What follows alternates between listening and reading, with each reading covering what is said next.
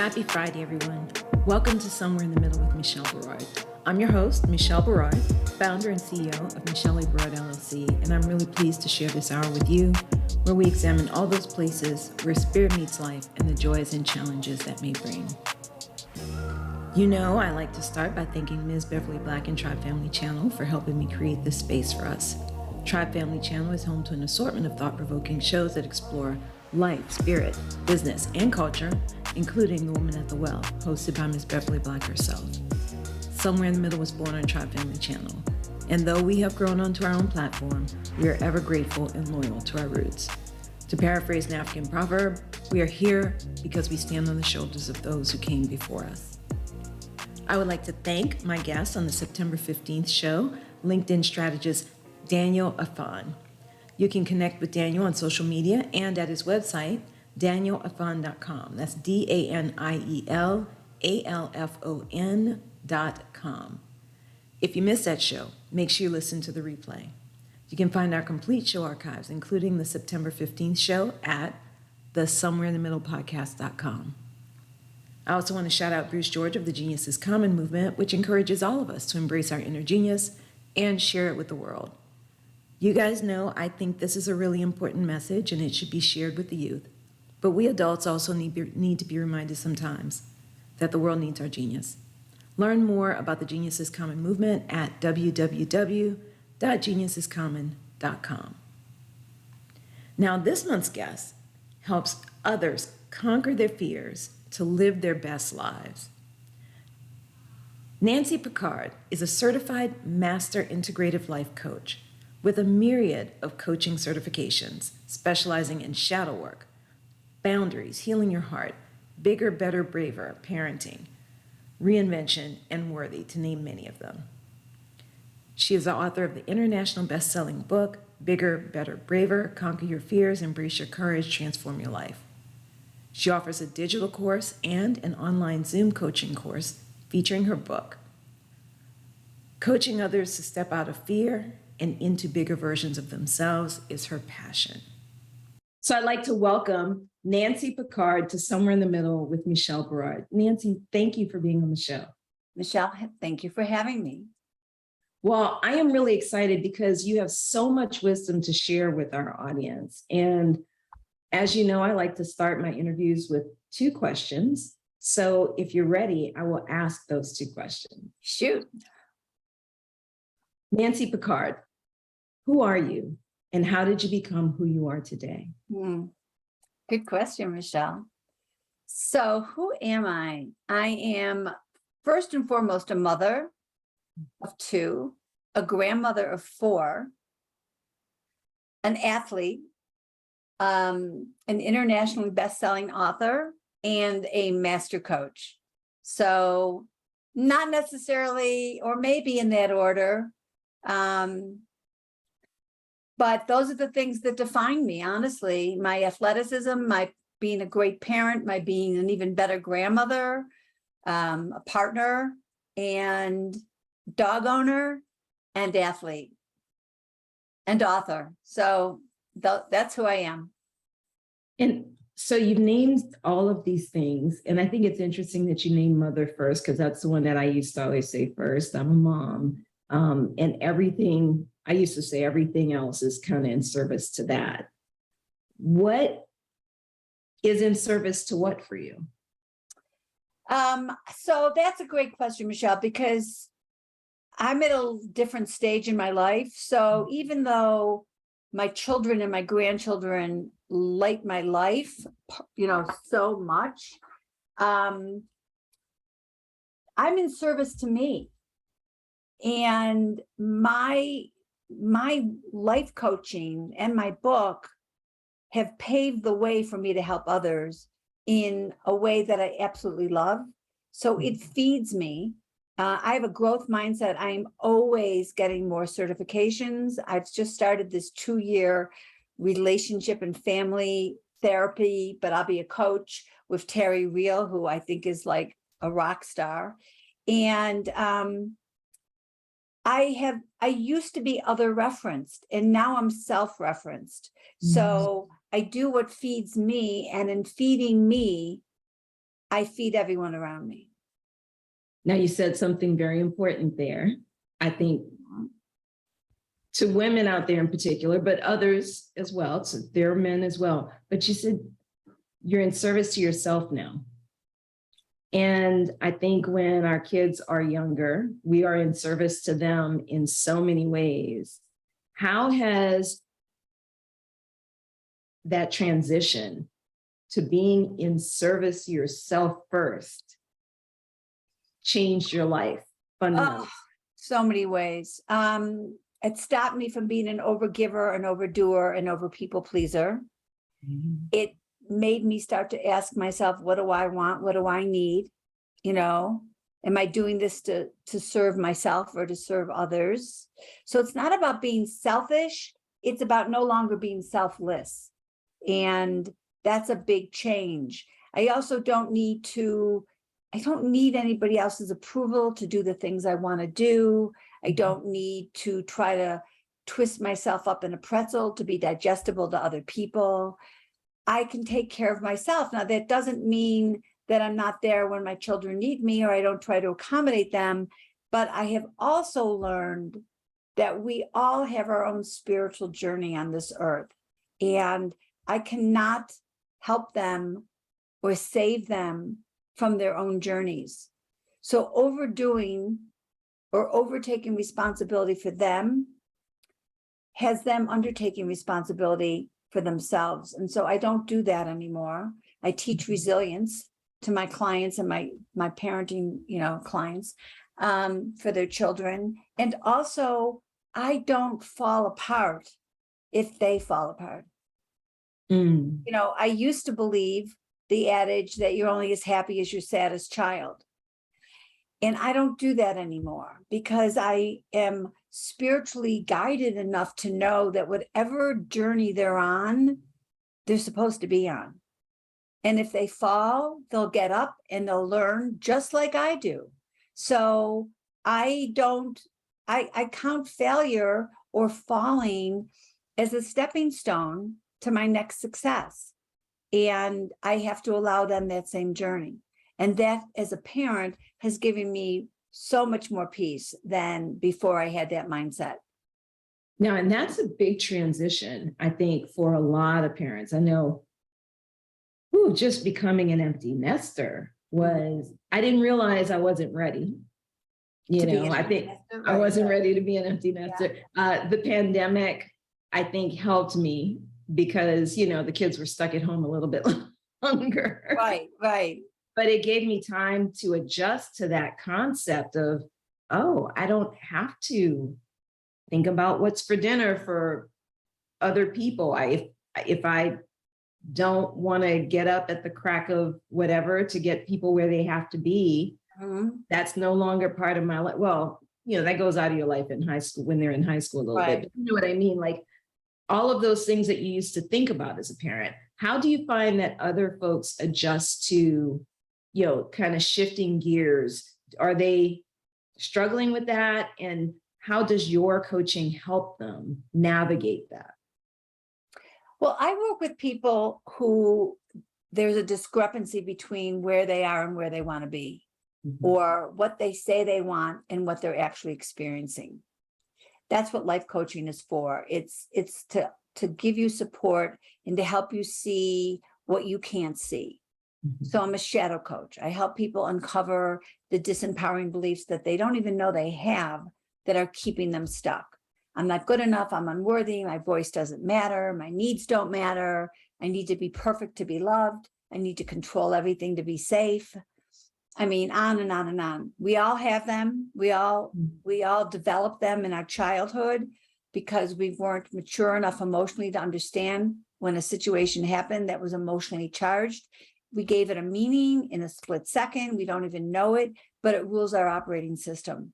And unless you uncover those beliefs, you actually can't make the kind of changes in your life that you want to make. You sabotage, you cycle, you do the same things over and over again, thinking that this time it's going to be different and this time it's not any different. So if people come to me in a transition, they're an empty nester, or they want in a marriage, or they want out of a marriage, or their relationship isn't working, or they want a new job, or they're unhappy with their job, or they know they're a self-sabotager. Any of those things I help them with. And it starts by uncovering the things that they're not even aware of. That's where it starts. And how does integrative life coaching in particular help people work through things? That's a very specific term. So maybe you should explain what that means. Integrative life coaching is integrating spirituality. It's integrating emotional wholeness. It's actually about making you emotionally whole. That's the integration. And where that starts is by uncovering the parts that you're not aware of, because how can you integrate them if you don't even know they exist, right? Right. That's where it starts. So what are some of the techniques that you use with your clients to help them discover some of these shadow sides? Yeah. Well, so I take everyone through these internal processes, and these processes help them. First, I teach them the concept of a shadow belief, how it's formed, how it was meant to keep you safe as a child, which it does, but how it stops keeping you safe as an adult, and it only keeps you small. And so I start with the concepts, whatever it is we're working with, resistance and acceptance and surrender, or vision and goals, or forgiveness, responsibility and choice, whatever the different things are. I start with the concept, and then I take them through an internal process. So I get them out of their head and into their heart. And I ask them all these questions sequentially till we get down to, oh, that makes so much sense. Now I see where that was formed and why. And I also see that I no longer need to hold on to that old outdated belief, because it's not serving me. So now we can start to do things that will serve me. We can give ourselves new empowering beliefs to substitute for that old outdated one that is ruling us, but no longer viable. So I discovered that I have a control aspect around food. And it was the pandemic that showed me that, because during the pandemic, of course, we didn't need anything. My son and I were out in California. We needed nothing because I overbought. So when people were raiding the grocery stores, we actually went to see what they bought out of curiosity, not because we needed anything at the store. Right. So and fun. that's when I kind of said, oh, that's a weird kind of control. So some sort of belief around there will never be enough. Right. Scarcity of food, therefore overbuy, always have a stuffed refrigerator, a stuffed freezer, a stuffed pantry. It allowed us to enjoy that part. I mean, it sounds terrible. We got to actually find some part of that very scary time at the beginning of the pandemic a little bit entertaining. We found some entertainment in that because of it. I know people are going to judge me for that, but well, what people think of me is in my business. But I think it's interesting to see how things manifest as a grown-up. So are you finding that your clients are just discovering, like they're coming to you because they discover something like that and they're like, oh my goodness, what's going on with me? Or when do clients come to you? They come to me because they're stuck. Okay. They come to me because they're in a transitional period, or they recognize that they're unhappy, or they have an addiction, or they've just lost a partner, or, God forbid, a child, because I'm also a grief educator. They come to me because they finally wake up enough to know something is not working, but they're not really sure why or how to fix it. So are they looking for spiritual guidance? They're looking for spiritual guide. No, I think I think they get spiritual guidance, but that's not what they come to me for. They come to me for life guidance. They come to me for an accountability coach. They come to me to help them understand why they're not living the life they want to be living. Why do they keep dating the same guy over and over again? Or I just got divorced, or I just lost my partner. I'm 50, 60, 70, 80 years old, and I don't know how to do it again. That's one of the big things that I can help people with. Or I hate my job, I don't know how to get out of it. Or I hate my partner and I don't know how to get out of it, right? Or I've been single for 20 years, I don't want to be single anymore. I don't know how to get back in, I don't know how to make the jump to live. The name of my book is Bigger, Better, Braver: Conquer Your Fears, Embrace Your Courage, and Transform Your Life. And that's what I help people do. That's why I wrote the book, because not everybody can afford a coach. And this was giving people who can't afford a coach the opportunity to work with me without working with me. So what kinds of exercises do you work through? If let's say someone came to you today and said, I am having trouble transitioning from being, full-time mom to, very active full-time mom to an empty nester. Right. What kinds of things might you ask them to do to start working through? Right. I start with vision and goals. I take them into an internal process, not to find out what their ego and their brain wants for their future, but what does their soul want for their future? So I take them through and I do the whole life wheel. How do you want your health and body to be 1 year from now? Or 6 months from now? How do you want your career to look? How do you want your finances to look? How do you want your relationship with your partner, or a relationship with a partner? How do you want your relationship with your friends or your family? What do you do for fun and adventure? What do you do for spirituality? I literally take them through in a very meditative state, and my book does the same thing. And also the audio. So you could buy the audio and you could just close your eyes and I take you through all the processes, or you're reading the book and you're taking yourself through them. They both work. But I work on shadow beliefs and underlying commitments and disowned qualities and forgiveness and growth mindset. I work on all those things in my book, just like I do. So my exercises are those internal processes, so you get some answers, and then exercises to reinforce them so that you are now doing something actionable to reinforce the new belief that you just found out when you did the process. How long does it typically take people? And I know this can vary, but just how long does it typically take someone to take on a new belief? Well, I thought you were going to ask me something differently. So I'll answer both what I thought you were going to say and what you did say. What I thought you were going to say is, how long does somebody work with me for, like, to see the changes? And I work in packages of 10, and I would say at least 50% of the people that I work with are done after 10 sessions. They come for a specific change.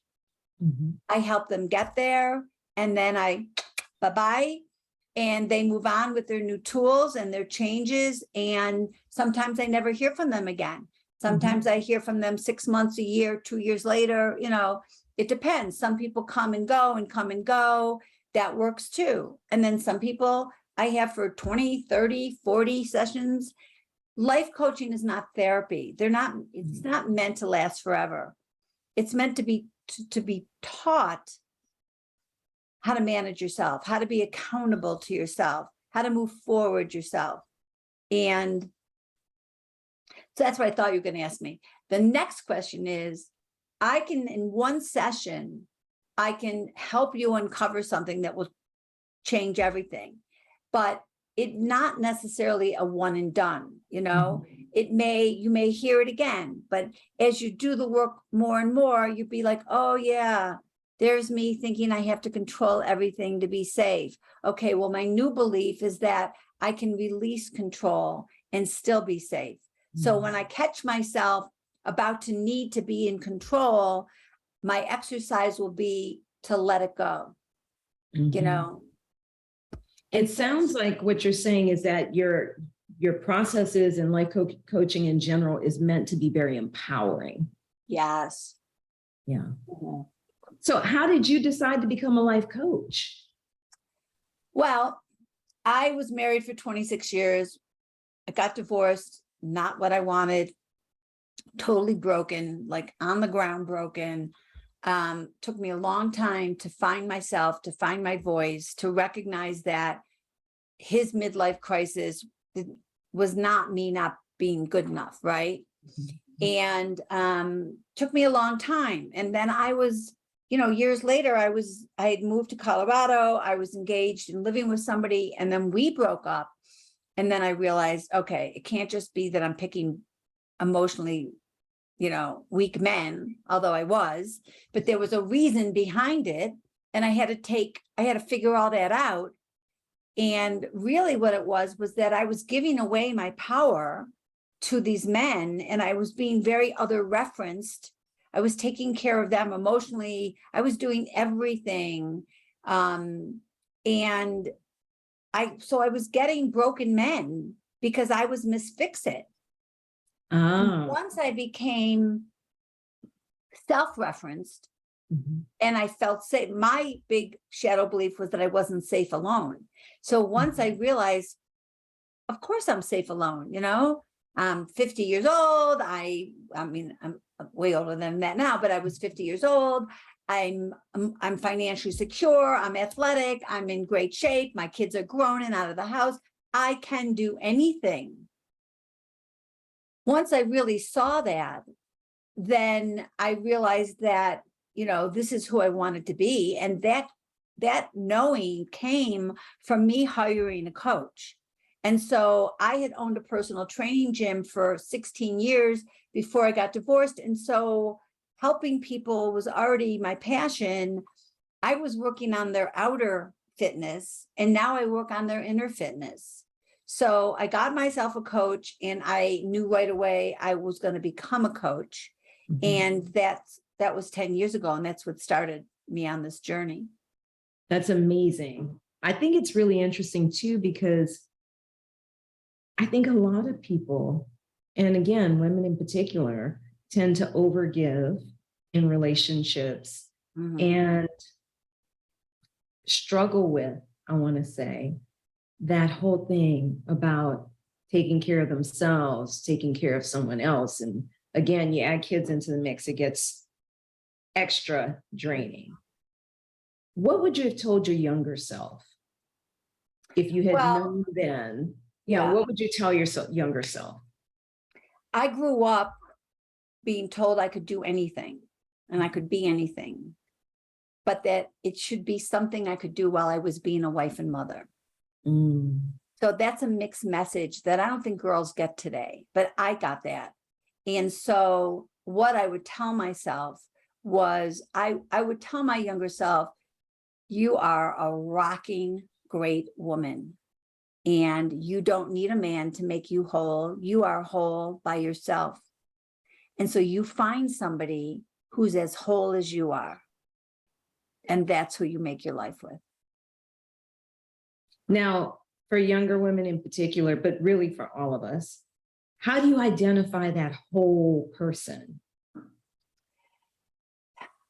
You have to learn to trust yourself, and trusting yourself comes from stepping outside your comfort zone, trying things you're afraid of, tiny little steps, one at a time, proving to yourself, number one, that you can do hard things, you can do scary things. And that was 1 and 2. Number 3 would be, math is not my forte. Number 3 would be that your word is golden. Once you are accountable to yourself, and once you learn to stay in accountability and in integrity with everything you say you're going to do, you will love yourself. And that's how you become whole.